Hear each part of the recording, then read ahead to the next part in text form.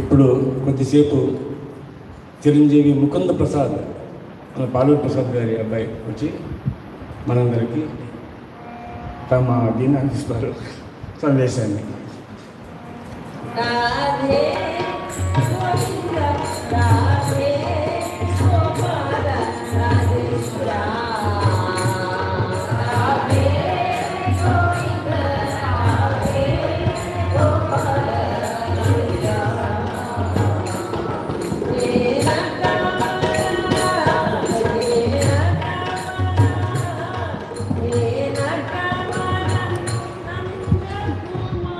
हरि ओम गुरुर्ब्रह्मा गुरुर्विष्णु गुरुर्देवो महेश्वरः गुरुः साक्षात् परब्रह्म तस्मै श्री गुरवे नमः. ओम श्री गुरुभ्यो नमः. స్వయాన స్వర్గం నుంచి భగవంతుడు దిగి వచ్చి కూర్చునే సభలో మాట్లాడడానికి నాకు ఏ అధికారం, అర్హత, జ్ఞానం అవేం లేకపోయినా అమ్మ ఆదేశంతో, గురుదేవుల కోరికతో ఈరోజు మాట్లాడుతున్నాను.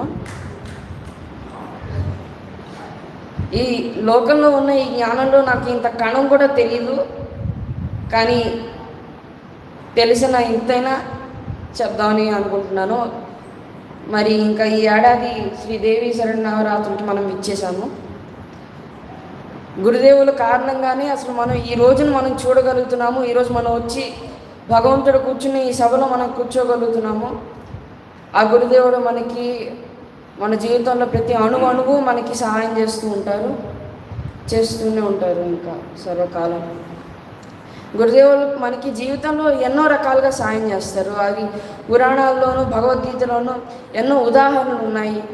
బహుశా అది కొన్ని కథలు చెప్దాం అనుకుంటున్నాను. గరుడ పురాణం నుంచి ఒక కథ ఉందండి. అప్పట్లో రాజుల కాలంలో బ్రాహ్మణులు వానప్రస్థం, అంటే సనాతన ధర్మం ప్రకారం వానప్రస్థం అంటూ ఉంటుంది జీవితంలో. అది అప్పట్లో ఎలాగంటే బ్రాహ్మణుల యొక్క వానప్రస్థం ఎలా ఉండేదంటే వాళ్ళ సెన్సెస్ ఆలోచన అని కాదు, అంటే వాసన, టచ్ అవన్నీ వాటిని టెస్ట్ చేసుకోవడానికి వాళ్ళు కళ్ళు మూసుకుని ఒక పక్షం, అంటే కృష్ణపక్షం, శుక్లపక్షం ఉంటాయి కానీ అలా 14 రోజులు వాళ్ళు కళ్ళు మూసుకుని నడుస్తూ వెళ్ళిపోతారు, కళ్ళు తెరవరు. ఇంకా 15వ రోజు రాత్రి వాళ్ళు ఎక్కడ కళ్ళు తెరుస్తారో అక్కడ ఇంకా వాళ్ళ సన్యాసం వరకు వాళ్ళు అక్కడే బతకాలి. ఒక బ్రాహ్మణుడు ఉండేవాడు, గరుడ పురాణంలో కథ ఇది. తన పేరు సంతప్తకుడు. ఈ సంతప్తకుడు వానప్రస్థం, అంటే తన గృహస్థుడు కాడు. వానప్రస్థం ఏజ్లోకి వచ్చేసరికి ఇంకా కళ్ళు మూసుకుని వెళ్ళాడు. అమావాస్య అర్ధరాత్రి కళ్ళు తెరిచాడు. ఒక వనంలో అర్ధరాత్రి అమావాస్య, చీకటిగా ఉంది, చిమ్మ చీకటిగా ఉంది. ఎదుర్కొంటే ఒక మర్రి చెట్టు, ఆ మర్రి చెట్టు కింద 5 ప్రేతాలు ఒక శవాన్ని తింటున్నాయి. ఇక్కడ ప్రేతాత్మ అంటే ఏంటంటే, ఇప్పుడు ఆత్మ అంటే శరీరాన్ని విడిచేసిన మానవుడే, జీవి, కానీ శరీరం లేదు. అంటే ప్రేతం అంటే ఏంటంటే, కొంతమంది మనుషులు ఉంటారు, వాళ్ళు జీవితంలో ఎంత పెద్ద తప్పు చేస్తారంటే వాళ్ళకి ఆ స్వర్గంలోనూ ఆ నరకంలోనూ చోటు ఉండక వాళ్ళ ఆత్మ అక్కడ తిరుగుతూ ఉంటుంది భూలోకంలో. అలాగే కానీ ఎలా ఉంటుందంటే, వాళ్ళు జీవితంలో చేసిన తప్పు అన్నీ అనుసరిస్తూ వాళ్ళ ప్రేతాత్మ శరీరానికి ఫలానా అది శిక్ష అంటూ ఉంటుంది. మీకు అర్థమవుతుంది, ఇప్పుడు నేను చెప్పింది మీకు అర్థం కాదు, తర్వాత అర్థమవుతుంది. ఆ 5 ప్రేతాలు ఒక శవాన్ని పీక్కు తింటున్నాయి. ఈ సంతప్తకుడిని చూసి ఇంకా భలే మంచి చోకవెరం అన్నట్టుగా వాడిని పట్టుకుని, 4 ప్రేతాలేమో వాడి కాళ్ళు చేతులు పట్టుకుని ఇలా ఎత్తేసాయి పలకిని మోసినట్టు. 5వ ప్రేతం ఏమో ఆ శవాన్ని పుచ్చుకుని, ఆ ప్రేతాలు ఈ సంతప్తకుడిని శవాన్ని విష్ణుమూర్తి జాలేసింది. అయ్యో, అప్పుడు ఒక యక్షుడికి చెప్పాడు, కింద నా భక్తుడు ఉన్నాడు, వెళ్ళి తీసుకురా, వైకుంఠానికి తీసుకురా అని. ఆ యక్షుడేమో కంగారులో పరిగెత్తేశాడు. మేరు పర్వతం దాకా వచ్చాక అప్పుడు ఆలోచించాడు, ఇంతకీ నాకు భగవంతుడు ఏం చెప్పారు, ఎవరిని తీసుకురావాలి, ఇప్పుడు రెండు శరీరాలు ఉన్నాయి ఇక్కడ, ఎవరిని తీసుకురావాలి అని కన్ఫ్యూజ్ అయ్యాడు. మరి ఇప్పుడు 5 ప్రేతాలు ఎదుర్కొన్నా నుంచి బుర్ర కొక్కుంటే వాళ్ళు ఊరుకుంటారా? అందుకని సంతప్తకుని వైకుంఠానికి తీసుకెళ్లాల్సింది, శవాన్ని పట్టుకుని వైకుంఠానికి తీసుకెళ్ళిపోయాడు. ఇంకా విష్ణుమూర్తి అనుకున్నారు పోన్లే ఈ సంతప్తుడు బ్రహ్మరాత్రిలో రాసలేదేమో వైకుంఠానికి రావడం అని. అంటే ఇక్కడ గురుదేవులు సాధారణంగా చేశాను. ఈ కథ నేను మీకు ఎందుకు చెప్తున్నా అంటే గురుదేవులు చేసే పనులు ఒకటి ఏంటంటే మనల్ని శారీరకంగా మార్చక ముందు మనల్ని మానసికంగా మారుస్తారు. అలాగే విష్ణుమూర్తి ఆయన శక్తులతో ఆ 5 ప్రేతాల యొక్క మానసిక స్థితిని మార్చేశారు, రివర్స్ గేర్ వేస్తారు. ఆ ప్రేతాలప్పుడు సంతప్తుకొని దించేసి దండం పెట్టేసి మిమ్మల్ని ఇలా తీసుకెళ్తున్నందుకు సారీ, ముందు మా కథలు వినండి అని చెప్తూ మొదటి ప్రేతం చెప్తుంది, నేను మంచి ధనవంతుడిని, బాగా ధనం ఉంది నా దగ్గర, ఆ ధనాన్ని ఆ ధనంతో భోజనం పెడదాం అనుకున్నాను. ఒక అతిథికి ఒక ముసలాయిని పిలిచాను. ఆయన మా ఇంట్లోకి వచ్చేలోపు ఈలోపు బాగా ఆకలేసి నేను ఆయన ఆకులో పెట్టిన భోజనాన్ని నేను తినేసాను. ఆయన వచ్చేలోపు ఆయనకి నా ఎంగిలి పెట్టాను, అందుకని నేను ఇప్పుడు ఎంగిల్ తప్ప ఏం తినకూడదు అని చెప్పి నా పేరేదో చెప్పారు, మరి నాకు అది మాత్రం గుర్తులేదు.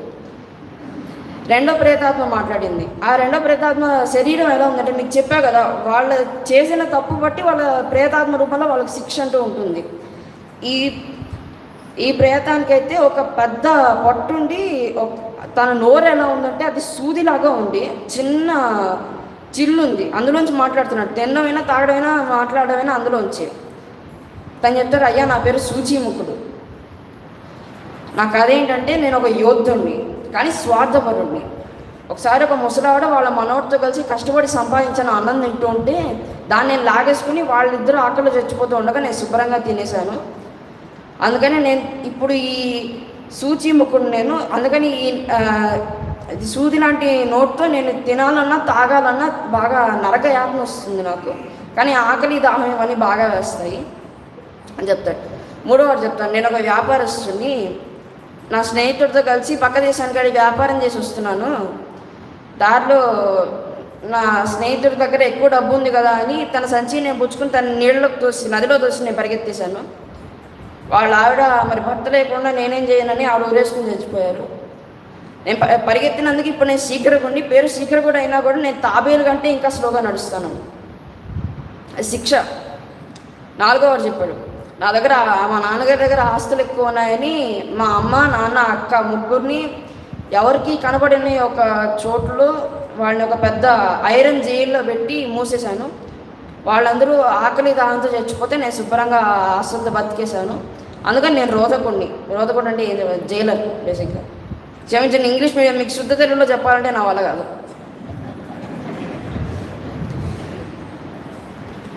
ఐదో ప్రయత్నం చెప్తుంది, మరి ఏదో రాజ్యానికి రాజపురోహితుడు అంట ఐదో ప్రయత్నం. అది రాజపురోహితుడిగా బతుకుతున్నప్పుడు ఆ దేవుడి విగ్రహాల మీద ఉన్న ఆ మణుల్ని కాజేద్దామని ఒక చిన్న గుణపం లాంటిది తీసుకుని దాంతో అవి మరకలు పెడుతూ మరి లాగేశారు.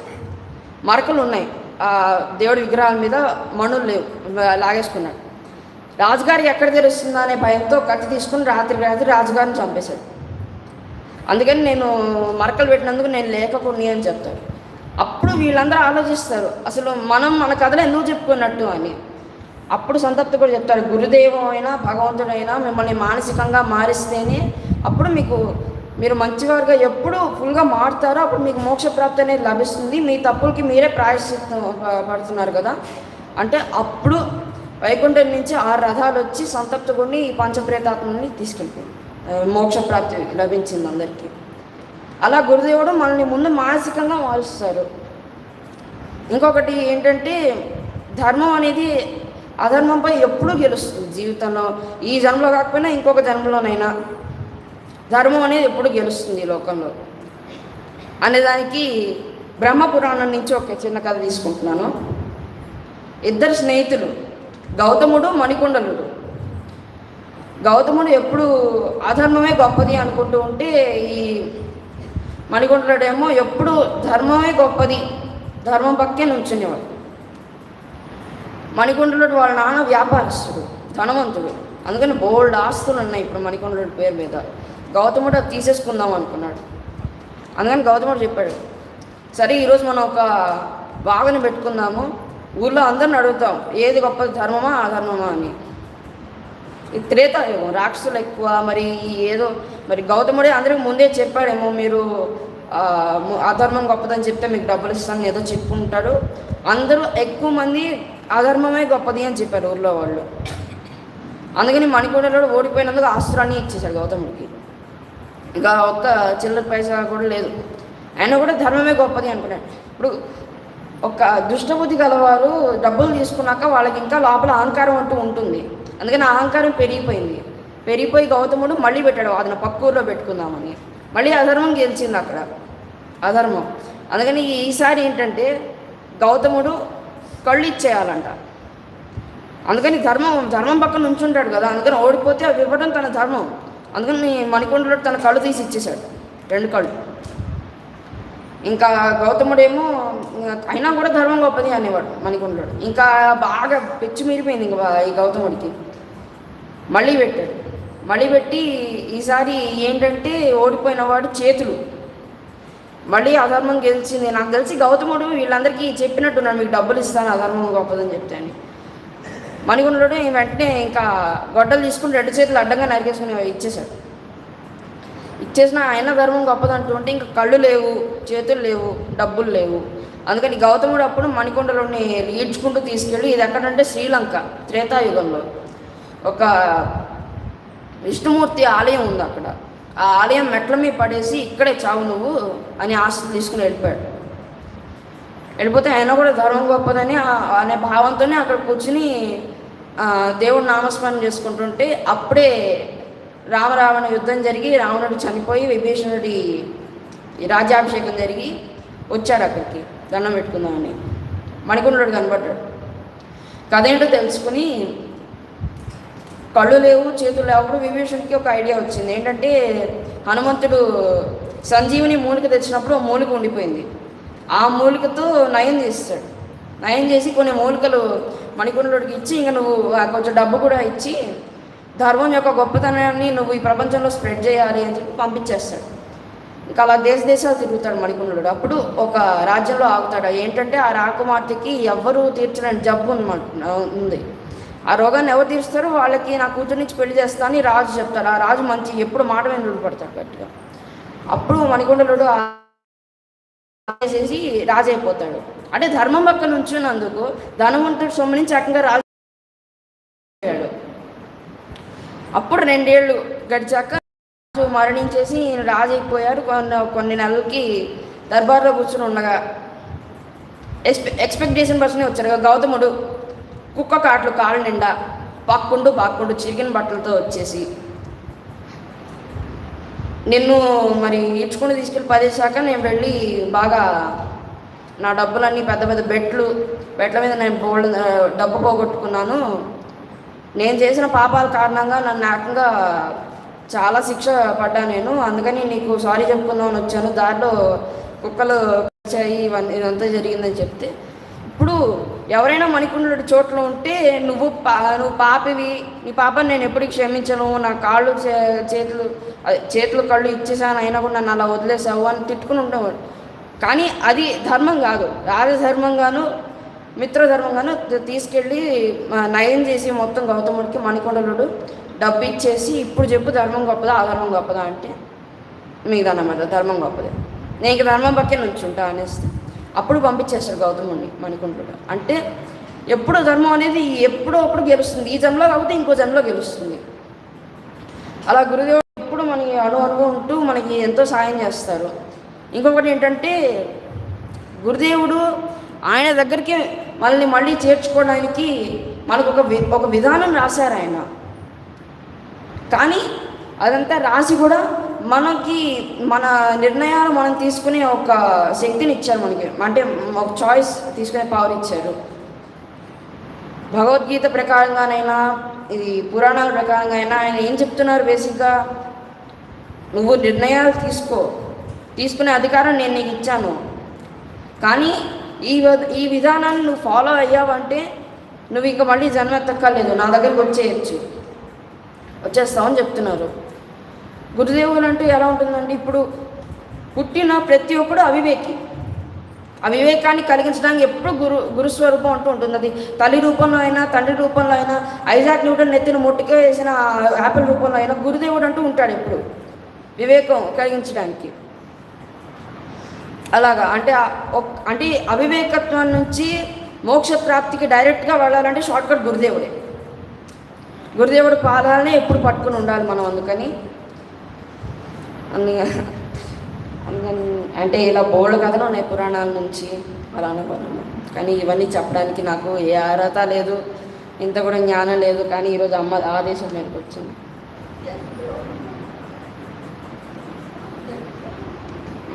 మనందరికీ ఎప్పుడు అలాగా శ్రీ గురుదేవుల అనుగ్రహం అంటూ ఉంటుంది. ఇలాగ గురుదేవ అనుగ్రహం ఉంటున్నందుకు మరి మనమందరం ప్రార్థించుకునేటట్టు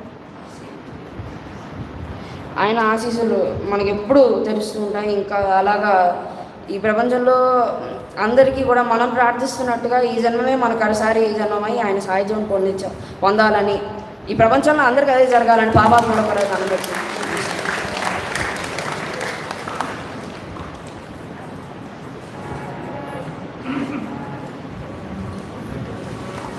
हे रंगधरा हे रंगधरा हे रंगधरा नंदकुमारा हे रंगधरा हे रंगधरा नंदकुमारा